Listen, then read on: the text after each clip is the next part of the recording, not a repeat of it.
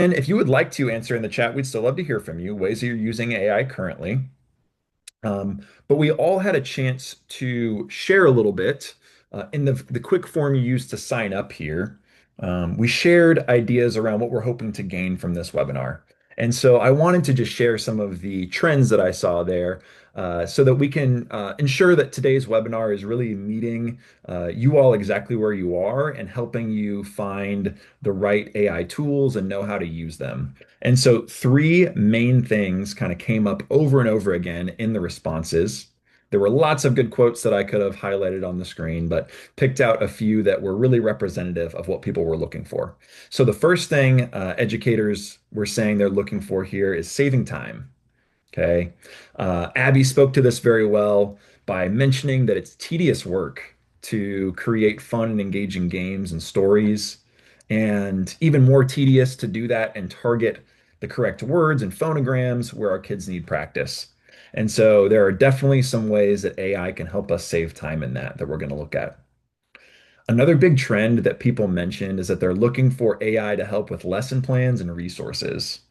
And so Hugh summed this up well, talking about the knowledge, how to make decodable readers, great idea, Hugh, that are cost effective and more interesting than what schools currently use. So cheap resources that are interesting and time effective. And then individualizing instruction. We all know with structured literacy, it is going to be most effective when it meets students exactly where they are, when we're addressing the exact skill needs that our students have. And so Karen asked, how can we personalize content to match students' interests and abilities?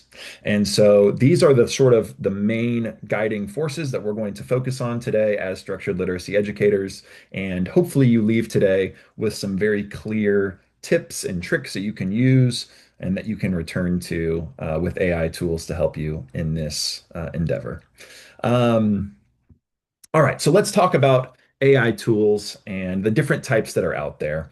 And I purposefully use the word when I say tool with AI. You, as the educator, you are the heart and soul. You are the engine that is making the education happen. The tool is simply just a tool, right? It's something that can help you do your job. But your job is incredibly important. And as an educator, again, you are the core of what you're doing. And so with that, we want to ensure that as educators, that we've got the right tools that can help us again in this endeavor.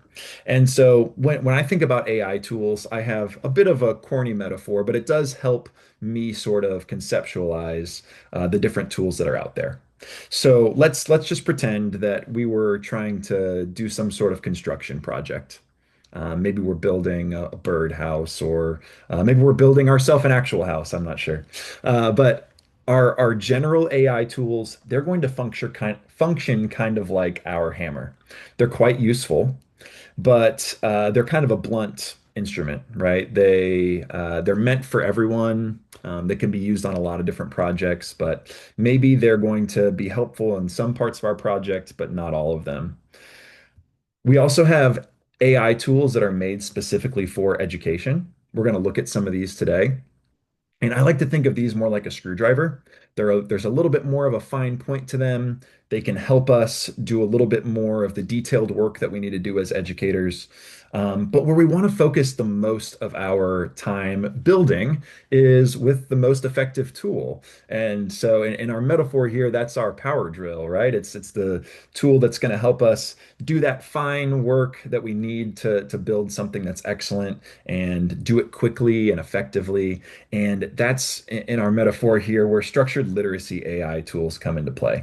And so, as a reading interventionist myself and as an Orton Gillingham tutor, my current role is in providing tutoring directly to students and then also training other teachers in the Orton Gillingham method for students with dyslexia. And so these are the tools that I find myself returning to and using the most high impact tools, the ones that are built specifically for structured literacy. So the goal of tonight is to show you quickly how you can use any of these tools to help your practice, and then zero in really on these structured literacy tools because that's where the most bang for your buck is going to be for sure. All right, so let's talk about general AI tools and what we can use them for when it comes to structured literacy. So these tools are tools that I'm guessing many of you have at least heard of. Maybe you've used them. You might have a subscription to them. Tools like ChatGPT or Google Gemini or Claude. And all three of these tools are pretty similar. They're all, again, a general purpose AI tool. And I found that in my role in structured literacy, these tools are really best for activities like coming up with classroom activity ideas, doing some long-term planning. They can help a lot with communication and reports when you're reporting back about a student. Maybe you're providing some context to parents on how a particular student is doing. Maybe you need some sort of a template that you can come back to over and over again as you're providing those reports. My tip here for using general AI tools is to give lots of context the first time you ask a question and then return to that same exact chat repeatedly for some quick help. So these tools, they don't remember very well what you are trying to do, but if you come back to the same exact chat where you've already asked them a specific question, now you don't have to provide all that context once again. You can just put in a very quick query now and get an answer to your question. So we're going to leave the presentation here for a moment and pop up to Google Gemini. And I should have mentioned as well, as we're looking at different tools, of course, again, this is about you finding things that you want to use. And so do not feel bad at all if you leave our screen in Zoom and you're over using some of these tools to know how they actually work and get some experience with them. But let's look at Google Gemini. And so what I've done here, I've got just this one chat going in Google Gemini, and I started by giving it some more context up front. I talked about how I'm a reading intervention teacher.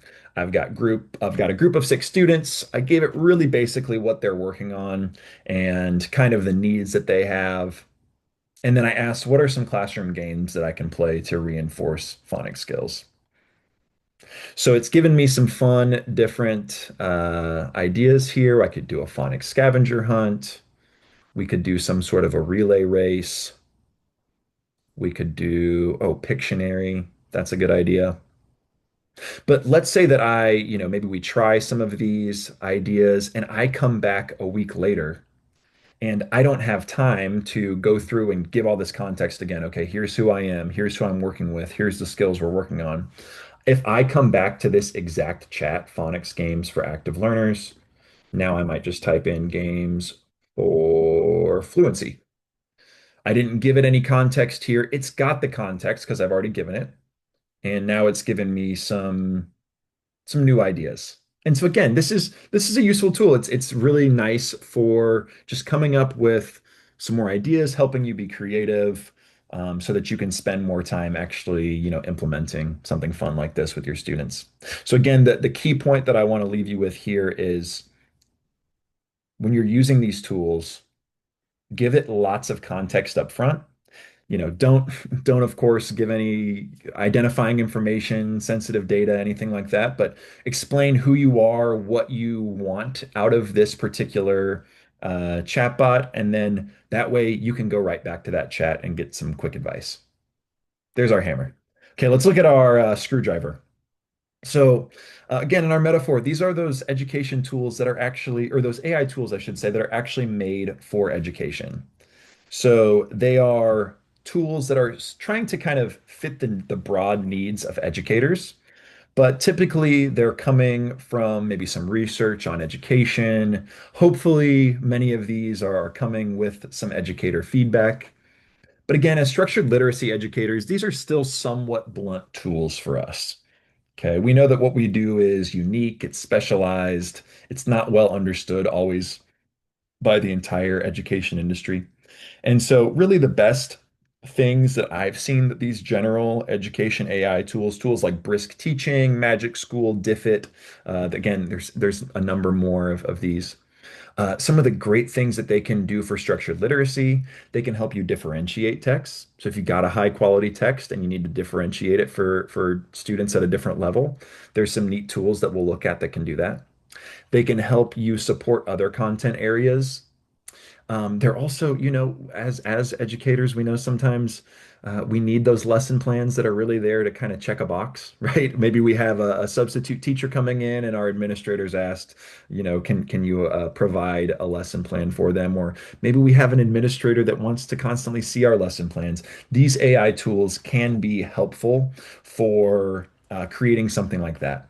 Where they fall a bit short is for creating high quality lesson plans for structured literacy specifically. Luckily, we're going to look at some more tools later on that can do that. So my tip here, browser extensions. These can make using these tools more seamless. They can help you save even more time. And so the tool I'm going to demo very quickly for you all is called Brisk Teaching. This is a neat one. Again, it is not made specifically for structured literacy. It's got lots of different features. And it's kind of, again, trying to meet the general needs of teachers.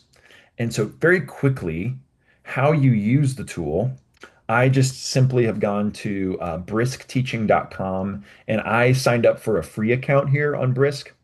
And the way I like to use this that I've seen the most helpful is by using the Brisk extension. And so once you've signed in, you need to download that Brisk extension to your browser that you're using. So here I'm using Google Chrome. I've got the Brisk extension right in my browser, and I'm going to show you how that can be used to differentiate a text. So let's say that I've got a particular text here, and oh, fun, this text is on the megalodon, king of the ocean. Maybe we're studying dinosaurs.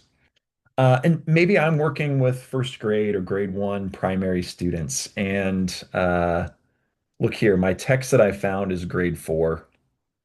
And so maybe this particular text, I want to adjust the complexity some. And so Brisk, this browser extension here, the little B now pops up in my browser whenever I'm on a text like this. And if I click on that little extension and I hit change level, I can now choose what level I want this at. So again, maybe I'm teaching first graders and I want this particular text, but I want it at a first grade level. I'm going to scroll down here just so you can get a quick feel for the text complexity of this fourth grade text before we look at it at a first grade level. Um, I can also do some neat things here. I can change, I could change to Australian English. I could change to British English or Canadian English. I could put this into another language. Here in the US, we have lots of students who come to us with their home language being Latin American Spanish. And so being able to quickly translate a text might be a helpful feature. And then once I've chosen the level that I want it at, if I hit change reading level, again, I'm using the Google Suite here of tools. And so it's helping me now pop right into a Google Doc and it's changing the text complexity now down to that kind of grade two level instead of the fourth grade level. And so we can see that it's now writing the text kind of at that particular level. So again, this might be very helpful if you were supporting in another classroom, if you're a primary, grade teacher and you teach a broad variety of different content area and you want to integrate some texts on a certain science topic or social studies topic and differentiate them for different students, this might be nice. Of course, this isn't going to write us something like a decodable reader or something that's going to be aligned to a particular structured literacy lesson, but it might be nice for some needs that structured literacy educators have. Okay. Just very quickly, I'll come back to this same article. This is in ReadWorks, by the way, which is a great free resource with some texts that you might find helpful. And this time we're going to create, let's do a quiz. And so come back here. If I hit quiz, it's going to very simply just create a quiz about this web page. And again, I want that quiz at about a first grade level. And if I hit brisket, Now it is going to pop that into a Google document and it's writing me a quick quiz here.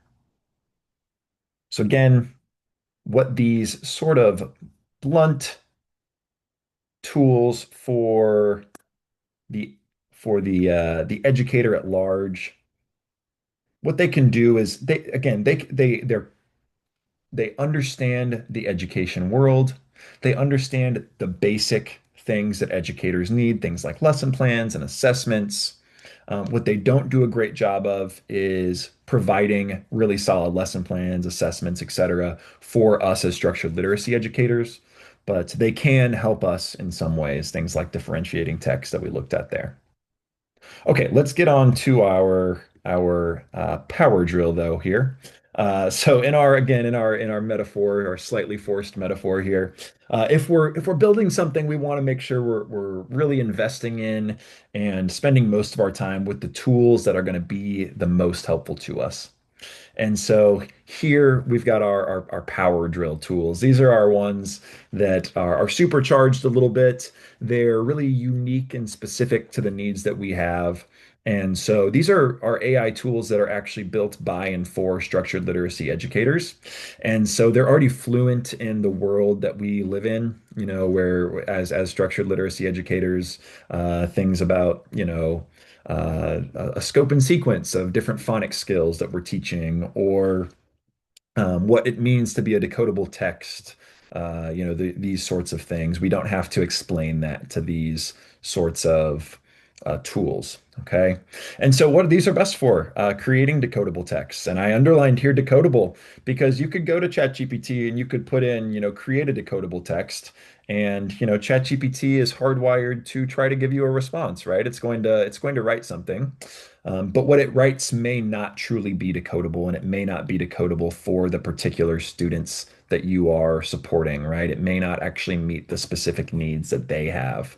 And so these tools are good for writing truly decodable texts. For structured literacy lesson planning, for actually creating lesson plans that are aligned to structured literacy, that are going to help your students make gains in reading. For reading fluency practice, there's a really neat tool, Microsoft Reading Coach, that you might be interested in checking out, where you can have students read at different levels and read right into their device, and it kind of coaches their reading fluency a bit. But what we're going to focus on today is a tool, decodablereads.com. And so again, if you'd like to demo this tool as I'm kind of talking you through it, feel free. I'll put the link in the chat here in just a moment, but feel free if you want to go over and demo. And my tip here is that we can use AI tools when they're structured literacy AI tools to actually target students' exact skill needs.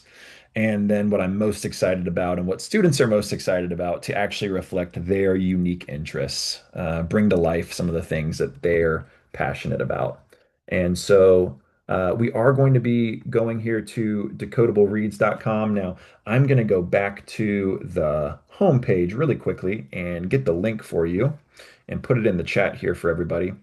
And this particular site, Decodable Reads, is a site that I helped to create. So as a structured literacy educator, this really came out of my frustration with using some of these other AI tools to try to really supercharge my lesson planning and meet my students where they are and reflect their interests. I was at the time working with grade 5 and 6 students, so somewhere between 10 to 12 years old, who were really struggling to read, still lacking some foundational skills, and they really wanted to read about things that they were passionate about or interested in. And so decided, you know what, someone's got to help create these structured literacy tools and AI tools, and better for it to be from someone practicing structured literacy. So that kind of started the journey with Decodable Reads. And what we're going to show today are just a few different tools that are offered here that you can use to create custom decodable passages, that you can use to create some lesson planning help, and how you can set up individual student profiles so that you can be sure you're meeting your students exactly where they are. So when you are on the home page, on your screen, it probably says Get Started up here in the top right. That's how you set up your account. And you can set that account up for free to kind of play along here and do some of this yourself if you'd like to. I'm going to demo on the screen here once you've signed in uh, what everything looks like. And so when we're here on the homepage now in the app for Decodable Reads, this first tool that we're going to look at is how to make a custom decodable passage for our students. And so the first step here is to choose our country. Now, this is something that we're actively working on. Right now, you'll find we've got two options here. And so right now we can choose our country as America, or we're really excited. We've just launched that we could choose our country as New Zealand. And once we choose that, we would want to make sure that we save, and we'll look at the differences here in a moment. But for right now, I'm just going to demo what the site looks like if we choose America as our country, and we'll get more into the New Zealand mode here in a moment. Okay, so what we're going to do on this tool is create a decodable passage for our students. And so how this tool works, there are checkboxes on the left side of the screen, and these are all of the skills that we want reflected in our passage. So we want to make sure that we're checking off each box that we know our students have mastered or that we've taught our students, right? So for the sake of this demo, let's say that we've taught these consonant digraphs to our students. You'll see this follows the scope and sequence of many phonics programs that kind of start with the more basic short vowel words and then grow to more complex words over time. Let's say that we've worked on these silent E words, but the students in our class, let's say we haven't worked on this soft C or the soft G yet, and the students in our class are struggling some with that U with silent E. So I might choose to make that my target. Whatever I choose as my target here is going to be reflected more in the passage. You're going to get some extra practice words with that particular skill. And this is all customizable. So if there are skills down here that I want to include, maybe we've worked on some of these R controlled vowels like AR, OR, and ER. And maybe I've worked on those already with my class. I would choose those, right? And I could come down here. Um, you see there's lots of options for different skills. Here we can adjust our word count. So we could make this upwards of 250, 300 words, short texts for us to implement in the lesson. And then this is what students love. We could put in what we want our story to be about. And so here in the US where I am, it's still quite warm. And so I'm going to say a day at the swimming pool is going to be our story topic. And once I hit write my story, what I'm going to be looking for in this text are one, is it decodable? Is it following the skills that I've chosen? And then two, is it really reflecting that particular skill I targeted, which was the U with silent E? So here I can see right away, the story is 93% decodable. That means 93% of the words in the story are going to follow those exact categories that I chose. It's 235 words long. And I can click here if I want a view of what words following each particular skill are included here, or I can just jump right down to my text. And so let's take a look at the text that we've got. We've got Luke and his mom. Luke and his mom get in the car on a hot June day. They plan to spend time at the swimming pool. Luke jumps up in his spot, for he can't stand still. His mom tells him not to be rude and to sit still. At last, they get to the pool. Luke spots his pal Jude, who stands next to the big end with a blue tube. The sun shines bright in the fresh morning air. They grab their things and set up a spot to rest.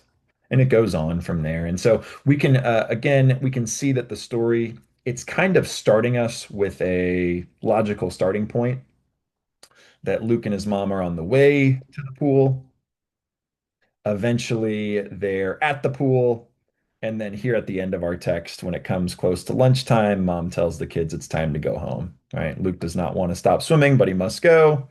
Words like swimming are in this particular text because I gave them that word here. Words like swimming and pool. So the words that you give them might show up in the text.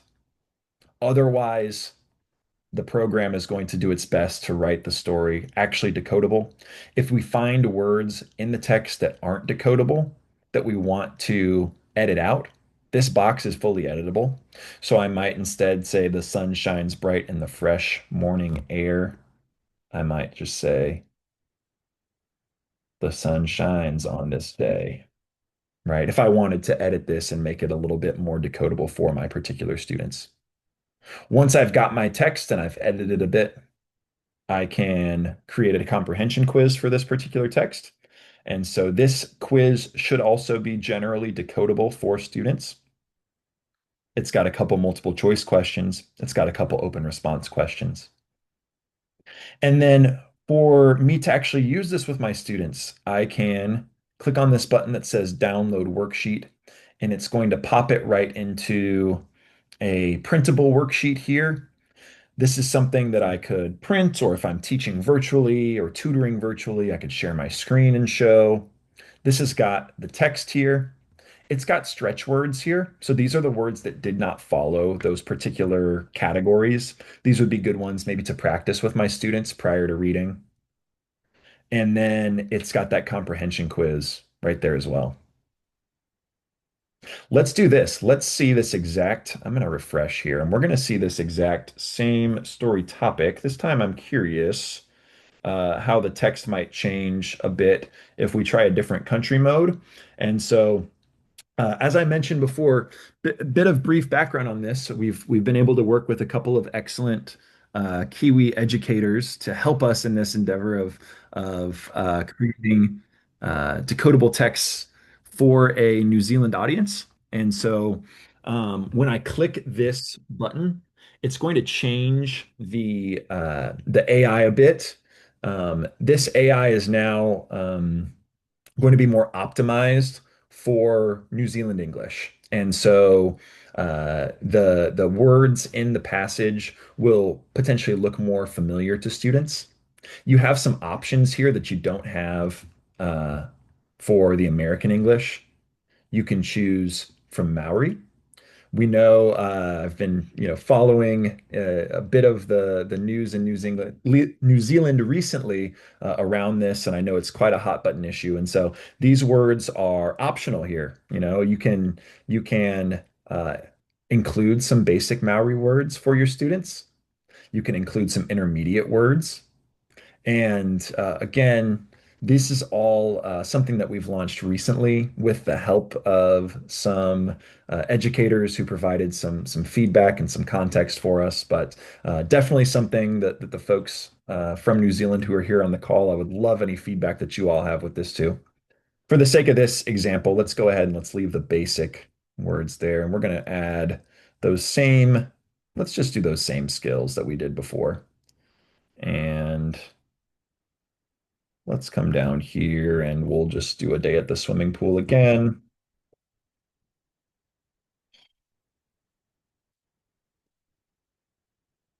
And this time we'll go for a slightly, well, we'll leave it at a 150 word text. And we'll just see how the program does with this one. I want to mention quickly while it's creating our story, it'll take about 10 seconds to create each story. I want to mention here quickly that you can put anything in this particular story box.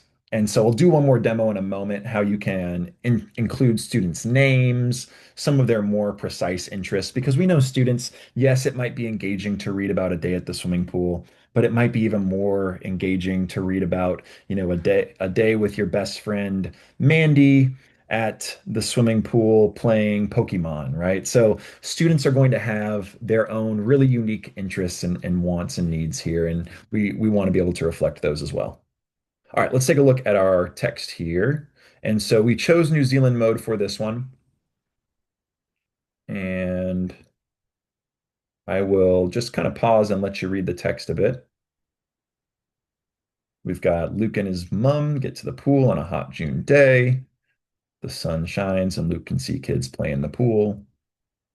His mom helps him put on his cute swim trunks and they go to the steps. And then the text goes on from there. So you'll notice, even with the same topic, it's giving us Luke in June because we want our students to get that practice with you and Silent E, but it's changing the text completely. So if there's for some reason I don't like this text very much, I can go ahead and I can just hit uh, write my story again, right? I could change the topic here quickly. I could say, okay, uh, eating lunch at the beach. And now I'm going to get, a completely new text. So this is meant, again, to meet your students where they are, both skill-wise and with their particular interests. So we'll look at one more quick story here in New Zealand mode. And again, this is something that we're actively wanting to continue improving.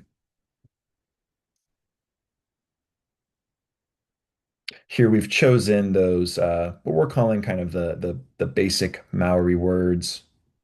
And so we've got that reflected here, kind of just woven into this text. And again, if I want to take those out, I have the option to as well. All right. All of this as well, I can quickly generate that comprehension quiz. I can download my worksheet and there it is. All right, let's be a little bit more realistic to what our students might put in here. So let's say we're going to switch back. We're going to switch back to American English just to just show a few of the different options here. And with this particular story, let's say I'm working with a more advanced student, and maybe I've got this student in a tutoring session, and we're working on some maybe more advanced skills. Maybe we haven't worked on all these R controlled vowels yet, so I can customize this. But let's say we're working on morphology together and we're working on some prefixes and suffixes. So we've got a morphology tab here where you can choose some of those skills. And let's pick a tricky skill. Let's say that we're working on, we haven't worked on maybe we've worked on a few of these prefixes so far. But let's say that for this one, let's say we're working on shun. That's a tricky one. Tion. And we're going to target that. And maybe we've worked on a couple more of these. So again, I'm just quickly choosing them. And let's make it a little bit more and let's give some names. So let's do Harrison and Janila are battling Pokemon at the amusement park. Let's try that. And so what we're going to look for here is, can it handle kind of giving more of the specific needs that our students might have? And students love putting in their favorite video game characters, putting in their favorite TV characters. Teachers love being able to say, hey, we're studying this particular holiday or this particular historical figure. Can we get a decodable text that's about that particular figure? Okay, so here's our text now. We've got it 97% decodable. We're looking for those shun words. So we've got Harrison and Janila are battling Pokemon at the amusement park on a hot summer day. The two kids stand in position, set for action. Their Pokemon are set for an epic creation. And then we've got, from there, we've got, looks like shun words throughout the text. And looks like our text is also kind of bringing us to a nice conclusion here. At the end, Harrison and Janelle are putting their Pokemon away and they're going back to a snack station for a snack after their battle. All right, so this is the kind of the main tool that you're going to see when you enter the platform.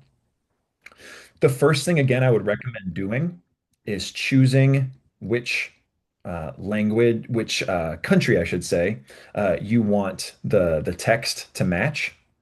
And I'll also say we're hoping to add to this and expand it to Canadian English and Australian English and British English sometime in the near future. And so we would again love any feedback on that endeavor as well. But once I've chosen my country here, that's going to kind of stick with me if I hit save as I explore a few other tools. And so I want to show um, probably what I think is going to be the most beneficial for folks who are doing lots of planning, maybe for a class context. Maybe they're tutoring and they're needing help repeatedly with texts and lesson plans for a particular student or group of students.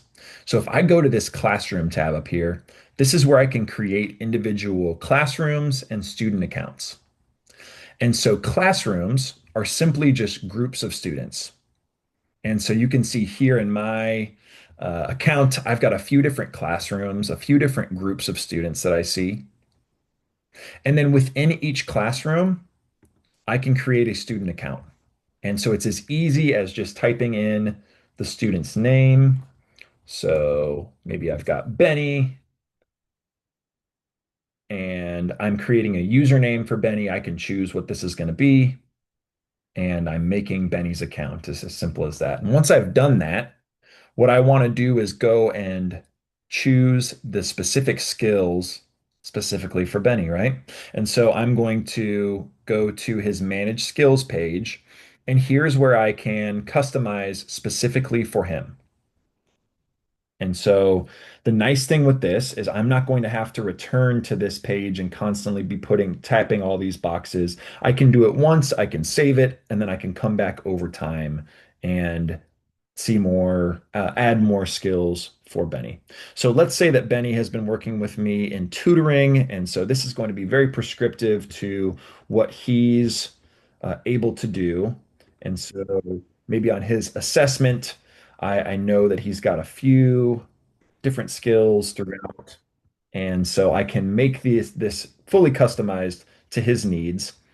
And let's say that now it's time for us to work on this NG sound. And so I'm going to choose that as what I'm targeting for Benny, and I'm going to save. And now I've got some options. I could create a story using these skills, very much like I just showed. Let's take a look at this feature though. This is a lesson planner. And so for lesson planning, we can choose a few review skills. Let's see. Maybe we're going to practice CK here. And we're also going to review, let's review, since we're about to work on NG, let's see. Let's maybe review some end blends. And then I've got my new skill. It's picking up automatically as my target. And when I click generate lesson plan, what this tool is great for is giving you things like word lists, gives you an auditory drill, which if you've done Orton Gillingham tutoring, this may look familiar, where you're helping students build those sound and symbol correspondences. So you're pronouncing different sounds to them, and they're writing how they spell that sound. We've got some word lists. It's given us recommendations of words to have our student read and spell with each of the skills that we chose.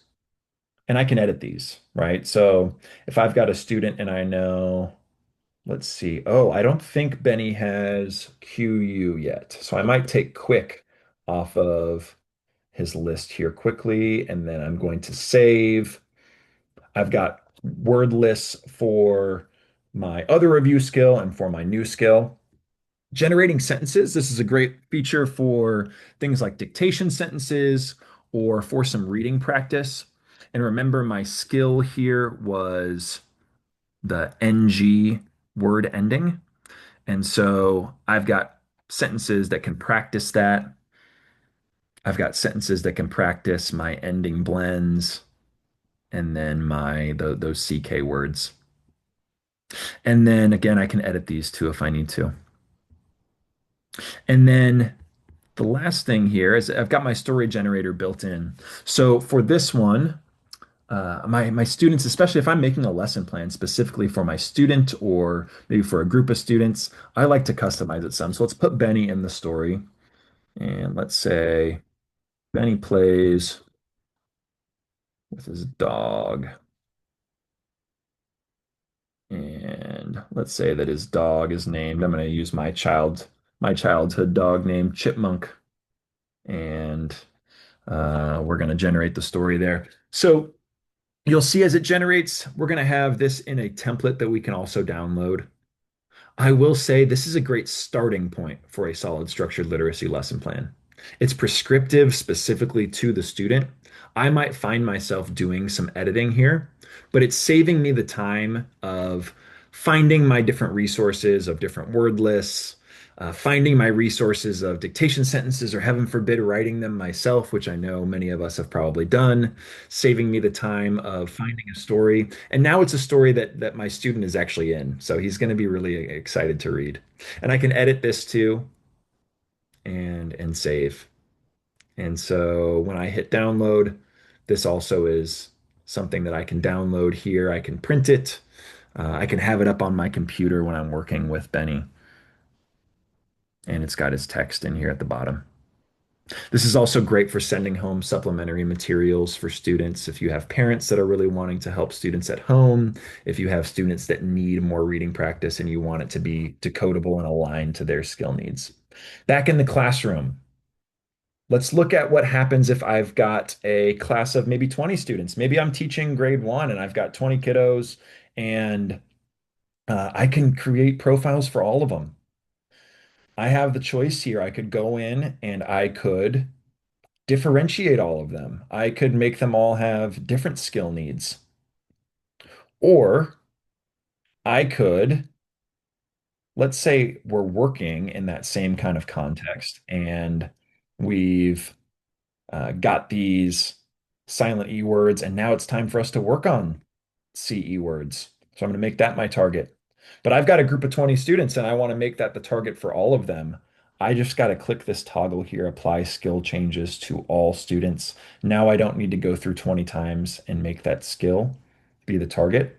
And so if I save that skill and go back to the classroom, now if I check my other students, they've got that same skill profile saved. And here's why this is important. We can, if we've got one-to-one technology, we can actually get our students signed in to read some text on their own. So let's say I've got 20 students and we've just worked on this lesson and we want them to do some decodable text practice and do some reading, but they all want to read about something different. What I can do is get them set up to go into their own student login. What they're going to need is their username. So for my student Addison here, I've got Addison B as her username, and then the classroom code. And this is going to be the same for all the students in my classroom. So let's check this out real quick. If I go to our home page here and I click on student, I've got to put in the username, and then I'm going to put in that classroom code. Oh, let me come back to that classroom code, make sure that I've got it correct. 8317D, and I've got Addison B here. 83D.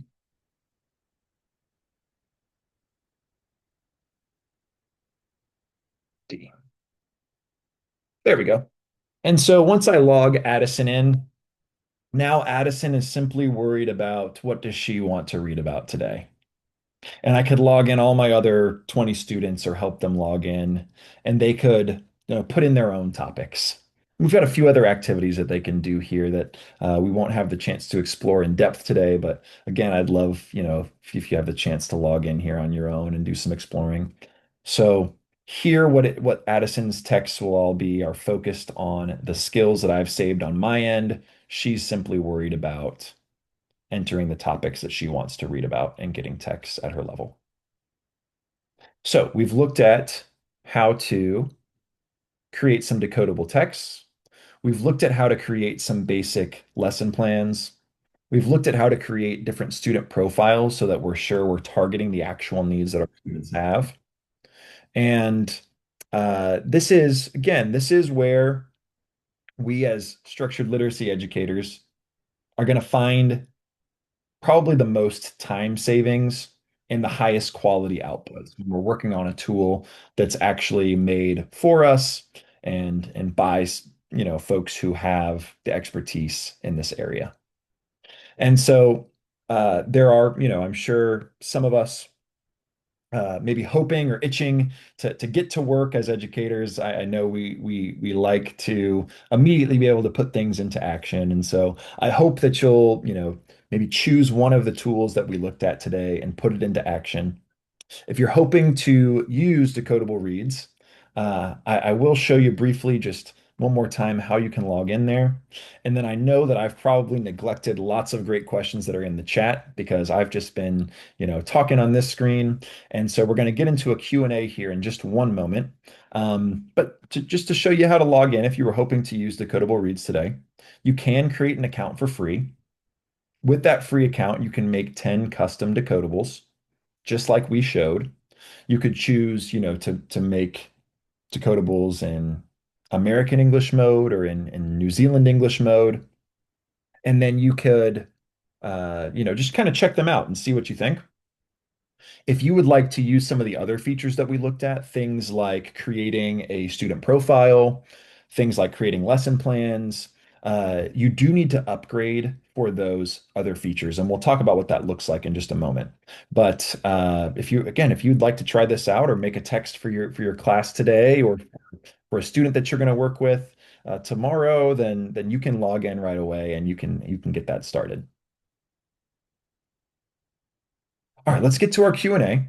As promised, we do have a promo code for Decodable Reads, and we really appreciate your excellent attention today and the great questions that I know are waiting in the chat that I'm going to look at.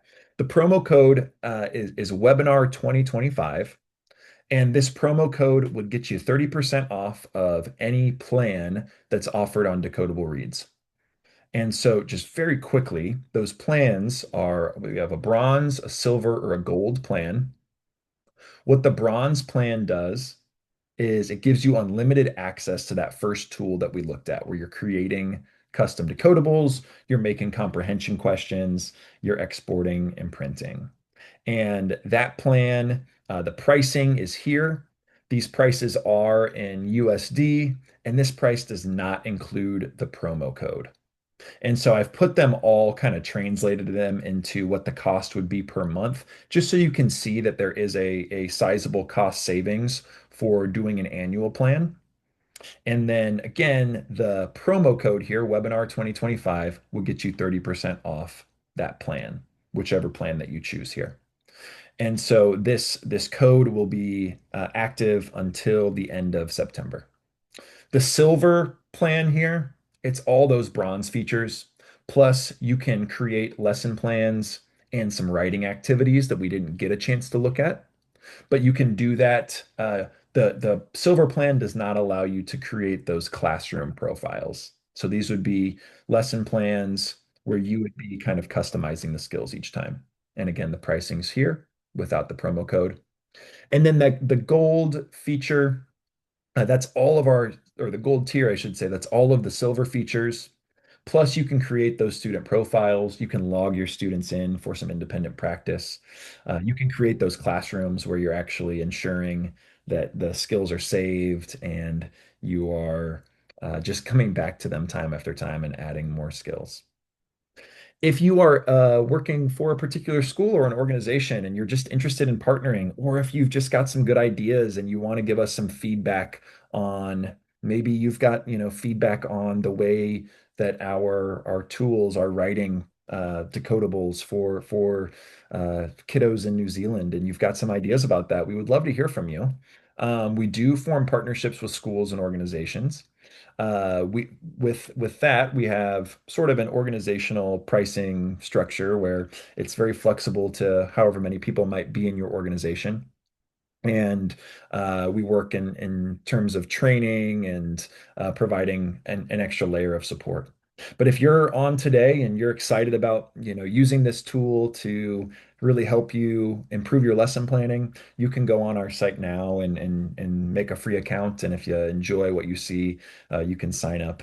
And I do recommend using that promo code Webinar 2025, which we'll send in an email to everyone as well. All right, that's a lot of me talking. I'm going to leave this